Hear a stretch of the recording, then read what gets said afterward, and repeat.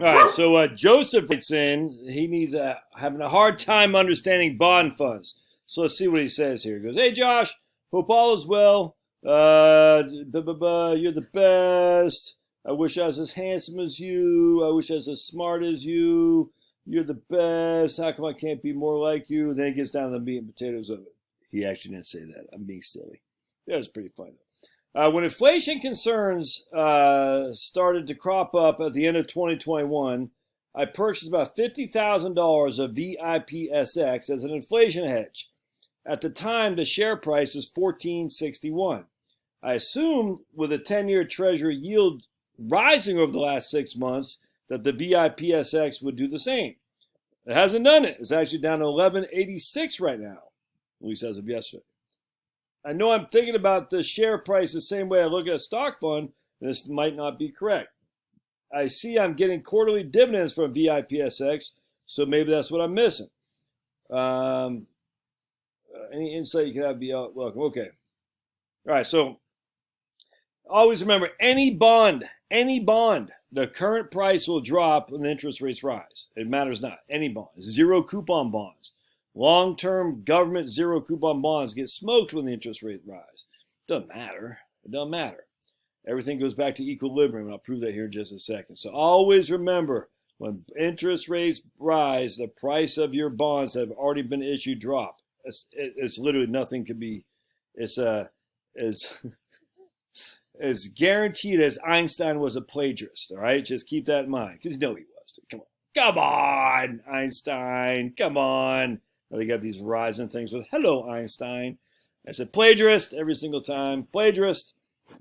Anyway, so all right. So let me show you something here. We're gonna go to Portfolio Visualizer. We're gonna look at this Vanguard Intermediate Term Treasury Bond Fund. All right, and I just want to show you something here. Bonds are so doggone easy. I want to show you the portfolio composition. All right, so they get 85 bonds in here. The average maturity is about 6 years. All right, so the 85 bonds, average maturity is about 6 years. All right, on top of that, the yield to maturity is 3.7. All right, so let me show you something here. What did that fund do the past 10 years? Oops, there we go. So the past 10 years, the Vanguard Intermediate Government Treasury Fund, I think it's the Treasury. Yeah, Vanguard Intermediate Treasury Fund did what? Did I already miss it? 1 second. Right here, we got to go summary. Over the past 10 years, it averaged 0.7%.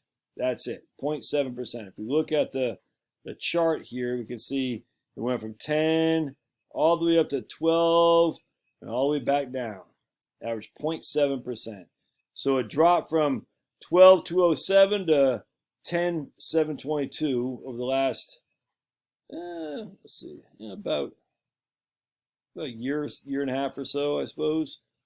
12,234 down to 10,722. That's a 14% decline. I thought I saw someplace in here. The worst draw now is a 14%. Yeah, right there. 14% decline. Yeah, so drop 14%. Hey. All right, no. Finn, come here. Hey, 1 second. Now, what happens is, it was at 10,000 before. It went all the way up to here to 12,260. Not a great return over 8 years, I grant you, but still, you made $2,000, and that's back down here. And people are like, I'm losing money. No, you didn't. You got exactly what you should have expected.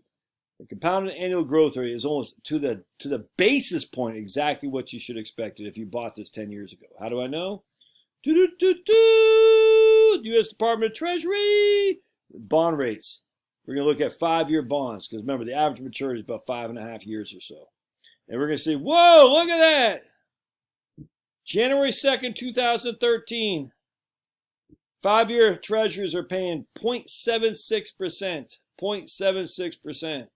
What did the 5-year Treasury bond fund give us? 0.70%. Look at that. Look at that, baby. It's, like I said, almost to the basis point, you know your rate of return. So we know what our rate of return is going to be basically as of what the yield is right now. And we already said the yield to maturity on this guy was what? Oh, wait, I got to go over here. It's 3.7%. There's an SEC yield 3.83, but I'd actually look at yield to maturity 3.7. That's what we're going to get. So what the current yield is what you're going to get over the next 10 years. Does that mean you get 3.7 every year? No. Look at this. We didn't get 0.76 every year. We got from here to 2023 to 2020, we got our compound annual growth rate was 2.57, which is well above what we got to start the decade in 2000 and what is it, 12 or 13 when we first got these bonds. That was impossible. It had to revert back to it has to revert back. It always does, because you're saying we bought these bonds at 0.76. I can't get a higher rate of return than 0.76. It's impossible, man. I just can't, because they have to mature in 5 years at 0.76. It's just that simple, man. Now you can say, yeah, but Josh, those bonds sold out in 2018. All right, let's go look at 2018. It's the same thing. I was just using a 10-year rate of return. We go to 2018, boink. And what are they paying there? 2.25. So 2.25 is what you should expect if you bought this fund right here. Now this is a Vanguard. What was I going to say here? This fund actually has other bonds. It's not all that. I mean, I'll show you the portfolio composition.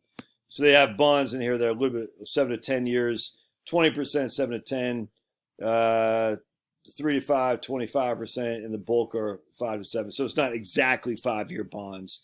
I grant you. It could be 3 years, could be 10 years. You even have some longer term bonds. So it's not literally exact. But it's just that simple, man. What your current rate of your current yield to maturity is what you can expect on your bond. That's it. No more, no less. Now, the interesting thing with inflation bonds, my guy said the interest rates went up. I thought my inflation bond would go up. No. Bonds all go down when inflation goes. When the interest rates go up, bonds all go down. It's just that simple. All right, so always remember that. So if you would have bought a bond in 2018, a 5-year bond, you'd expect to get 2.25% a year. All right, that's a solely a 5-year bond. I got to be very clear there, because I probably wasn't stating exact, but still, if you would have bought a 10-year bond, you'd get 2.46. If you went back into 2013 like we did before, your 5-year bond would have got 0.76. Your 10-year bond would have got 1.86. So if you could do a sole 10-year bond fund in here in Portfolio Visualizer, I can almost assure you your 10-year bond fund would give us 1.86. I don't know if there's anything a solely 10-year bond fund. I don't know. Intermediate is, like I said, 5 to 7 years essentially, but you get the gist. Anyway, point being is everything it all goes back to the yield at the time of purchase. It's just that simple, man. Don't make it harder than it needs to be in bonds.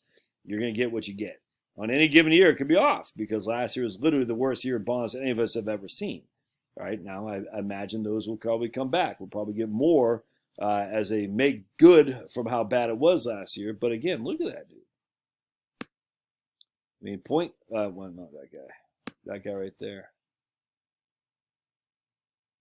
Oops. Where was it? Right here. Summary. And look at that. That's for 5 years. 2.57.